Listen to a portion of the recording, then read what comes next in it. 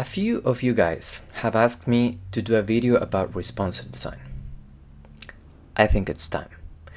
Let's talk about responsive design. So we're gonna cover breakpoints, desktop or mobile first, how to create a responsive type system, the Golden Canon Grid applied to mobile, fixed versus fluid grids and components, the three main responsive techniques, and stick till the end because I'm going to show you how I translated this design to this one. Let's go.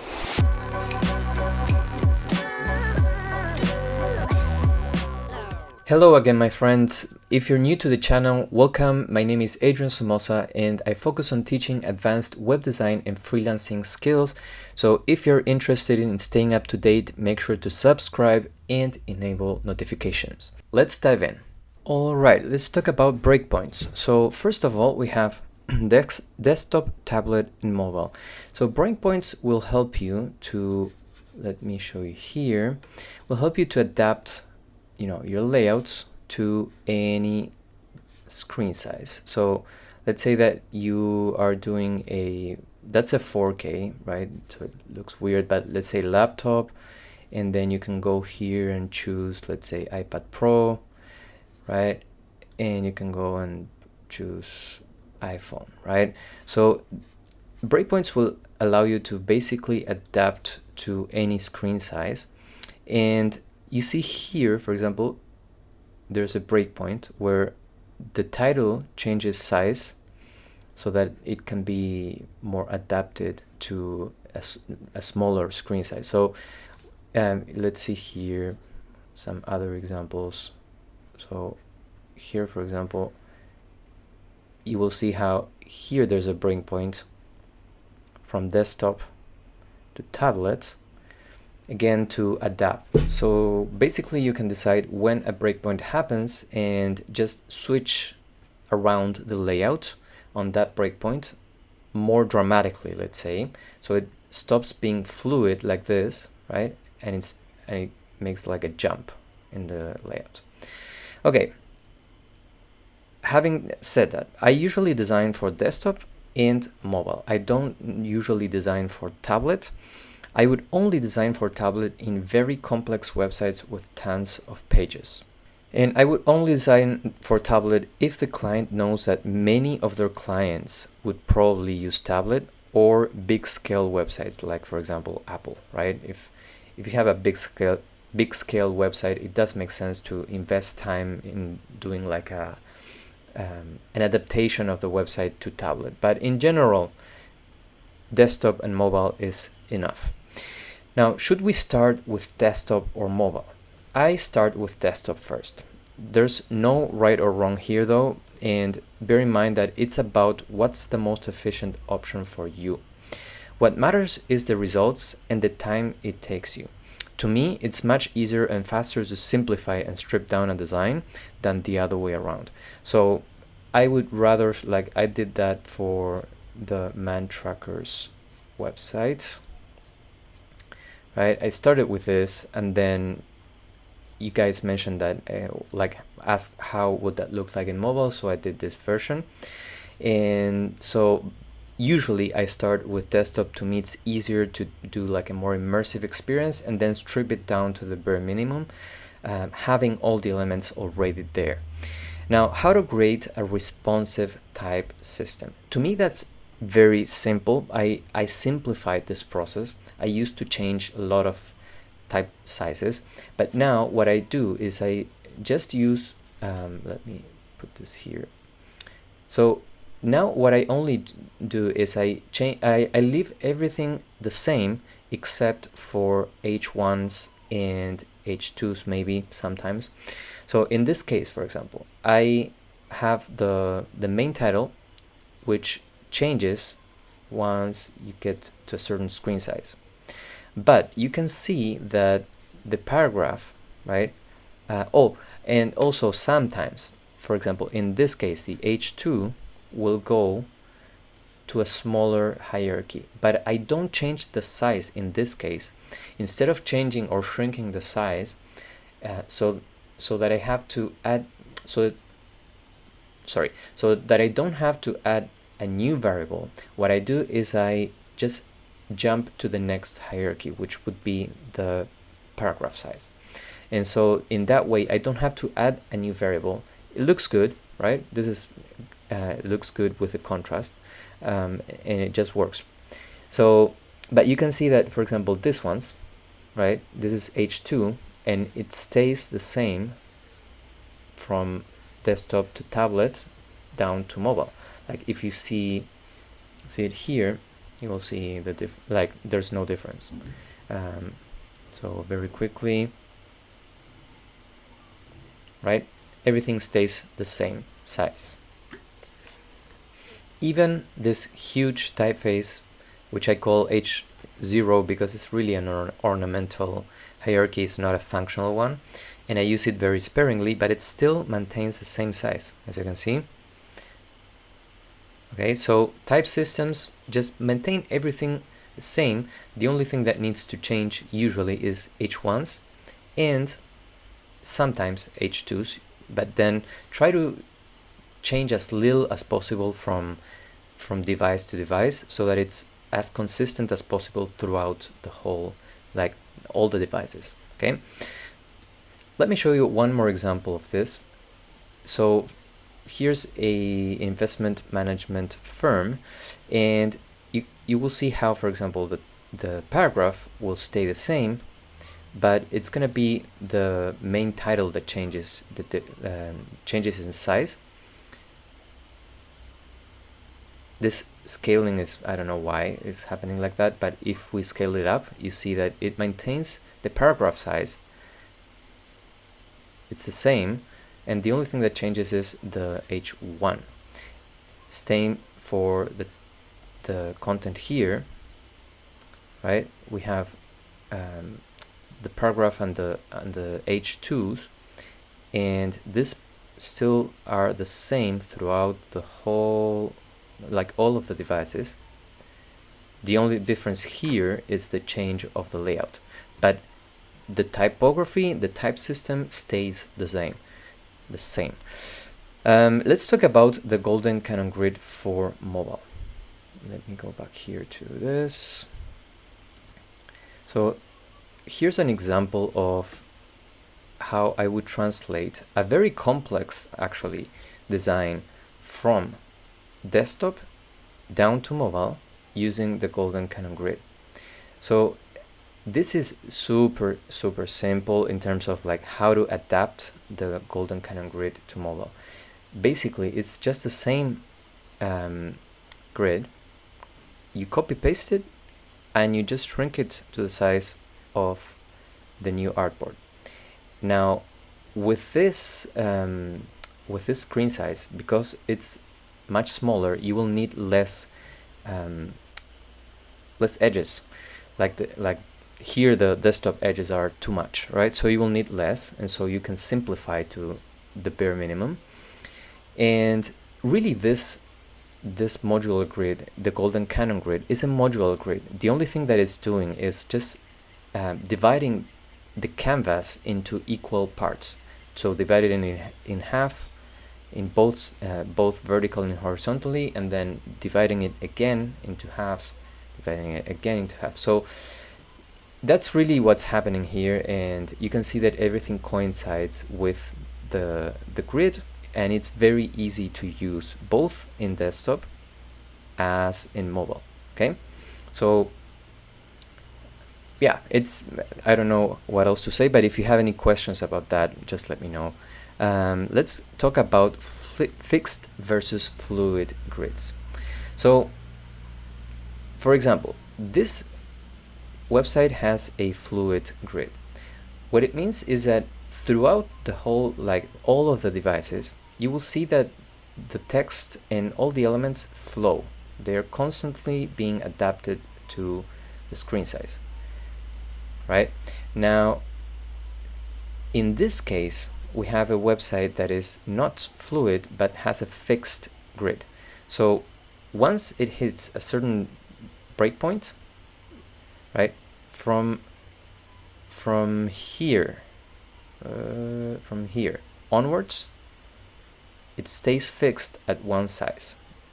This happens for everything. Well, not everything, sorry, but some of things. And so you can decide whether to have a fixed or a fluid grid. Now, when the reason I wouldn't do the reason I would choose a fixed grid is when you have paragraphs of text. So you can decide for each element if you want to do like a fixed grid or a fluid grid, and that really depends on what style you're going for and the design elements inside. In general, a good guideline would be that if you have long paragraphs of text, like let's say a newspaper or a magazine or a blog, then you would probably want to have a fixed grid to fix the size of the paragraphs. But if you're having a more immersive experience like this one, you will probably most likely want to have a fluid grid that kind of adapts to all the screen sizes fluidly. And sometimes you might want some elements like this one, this paragraph and the title, to be fixed. So from a certain breakpoint, they will stay at the same size so that they don't, again, the paragraph doesn't go too wide, the title stays in 2 lines, etc. So you can control and decide for each element or the whole website if you're going to use a fixed versus a fluid grid. And bear in mind that if you have a fixed grid like this one, right, mostly this is a fixed grid for all the elements, like you see here. Even though I'm resizing, the elements stay there. But there are some elements like the navigation with this line that spans full width, this rectangle on the top, and some elements like this image here who can span full width if you decide to do that. And that's a good way to break the rigidity of the composition, but bear in mind that this is highlighting something, right? So in this case, it's like kind of like immersing you into the history. This is the now, the image of the now of him, and this takes you back to when he was playing, right? This was an American football player. So I wanted to highlight that and kind of immerse you in that module, and so I went full width and then I made a transition. So bear in mind that when you go outside of that fixed grid, that will highlight the element in question, like the element that spans out. Okay, let's talk about fixed versus fluid component sizes. So for example, here we have if we go down to mobile, okay, we see that this CTA has a fluid behavior, right? It responds to the device size. Now, past a certain breakpoint where we get to this layout, this button adopts a fixed size. So you can see that if we resize the screen, the CTA stays the same. So you can decide if an element will have a fluid behavior or will have a fixed size, and that depends on the layout that you're looking for, right? What you're looking to achieve. In this case, because it's a CTA on mobile, it's easier to tap below, right? And so I want to have a big tapping area for the user to be able to tap easily on that CTA. So I made it fluid so that in any screen size it's going to be full width, right, with the margin, of course. But here it's not that important that it's so big, so it can have a fixed size and it doesn't affect the layout. Let me give you a couple more examples. So if we take a look at this one, right, this layout, most of the elements, for example, the navigation elements are fixed, right? But the text is fluid, right? So the navigation stays the same, but the text flows. So you can decide what's gonna stay the same and what's gonna flow, right? Same here. We have this CTA, for example, in this case is fluid. And then if we go to mobile, it's again going to be fluid and full width. Okay, so you can decide how these elements behave depending on the layout and the real estate that you have to play with. So now let's talk about the three main responsive techniques. Okay, very simple: fold, hide, reposition. Let's take a look at fold. Fold means that, again, these texts that are fluid, we consider that folding. Basically, it's flowing down or vertically, okay? Now, like I said, texts, probably you want to have them flow unless it's a paragraph and you want to have like a maximum width so that it doesn't have like a super long line of texts. Otherwise, you know, you can most likely have a fluid or fold technique for typefaces, right? So text flows, right? But also the layout will flow. So for example, what I like to do as a rule of thumb is reread from left to right and from top to bottom in Occidental, the Occidental system of reading, right? So we go from left to right. This means we start here in the title, we go to the paragraph, we go to the CTA, and we go to the CTA. So we do like this, like a, yeah, you get it. Now, if we have less space and we need to flow things vertically, we can maintain the same order but vertically. So now we have the title on the top, the paragraph below, and the CTAs below. Same thing goes for here. Let's see. We have the metal recycling, the paragraph, and this H2. Here again, it flows vertically, but we have the same order. We have the metal recycling, the paragraph, and the H2 and the CTA. Look, you can see that the CTA would go in the next line, right? With this paragraph and this big text. So you can see how things flow vertically, but they still maintain the same hierarchy and the same order of reading, basically. Now, hide means that, for example, when we go to, like, let's take it to the small version, right, the mobile version. Oops. You see that there are some elements here that are hidden inside this menu. Now, the reasoning here is that these nav items are not that important when you are looking at the homepage, but they have to be visible at some point, so we hide them inside this hamburger menu.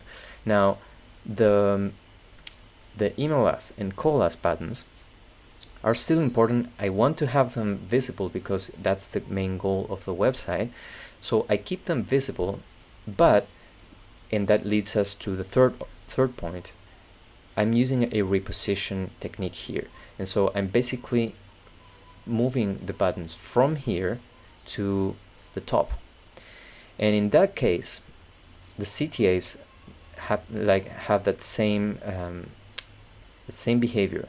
I'm repositioning them to the bottom so that I can have them, so that the user can have them more accessible on mobile devices. So fold, right? The text folds as you resize. Hide, right? There's nav items, for example, here that are hidden in this hamburger menu as we go smaller and smaller. And reposition, right? These elements in the navigation are going from the left to the top. CTAs are going from the middle of the screen to the bottom of the screen. Let's take a look at another example. Let's see this one. So we have fold, right, for text. At a certain breakpoint, it starts folding. We have these images, and John Elway and these badges are repositioning here. And there are some elements, visual elements that are hidden. You see the EST 2021, Denver, Colorado, USA are hidden here. So totally valid. You can do that. Basically just decide what you want to keep and what is not important. If I have to show you one more example, here we have a a Korean text on the right, and here we are just hiding it because we don't have space. Same with nav items, we have them visible in desktop and hidden in mobile. So that's the three main responsive techniques: fold, hide, and reposition. Okay, now let's take a look at how I go from this design, right, to something like this. Basically translating, this desktop version to a mobile one. Like you can see here, I recorded my screen and it took me 20 minutes to do this. And basically, you start copy pasting the elements. You set a margin. Here I set a margin, I think, of 20 pixels. Yeah, 20 pixels for the margin, 30 for the gutter, and I use 6 columns on mobile because that way I can divide it by 3 and by 2. Okay, and so for example, here I'm using a 3-column sizing for the image. I resize the title, of course, so that it fits the maximum width with the margins. I keep copy pasting elements like the CTA. Every other type size stays the same. As you can see, I'm not changing the type sizes. I'm just copy pasting them and rearranging the layout. Paragraph, same size. I just copy pasted it. CTA, same size. I resized it to fit 5 columns. Then I insert an icon, and I have the hamburger menu and the CTA. So like you can see, I'm hiding elements from the navigation inside this hamburger menu, and I'm also hiding this, this vertical text. It's not anymore here because it doesn't. We don't have space there. And one other thing that I included is this little line here, corner. And then what I started doing is basically started playing with the layout, seeing what worked, what not. I duplicate to try new things and compare them. One thing I did is, you can see that I simplified the text here. Instead of maturity rating 16 plus, I said MR 16 plus, so that I can fit more in less space.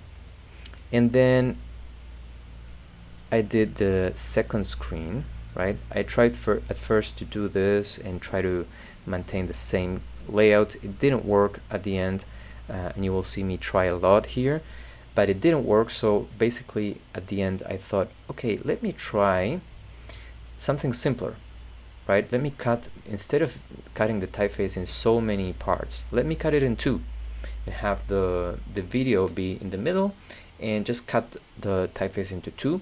And so I kind of maintained the same essence of desktop, but it's a simplified version of it. So that leads me to my last thoughts. Mobile has to look tidy and readable. The experience, of course, is going to be stripped down. Of course.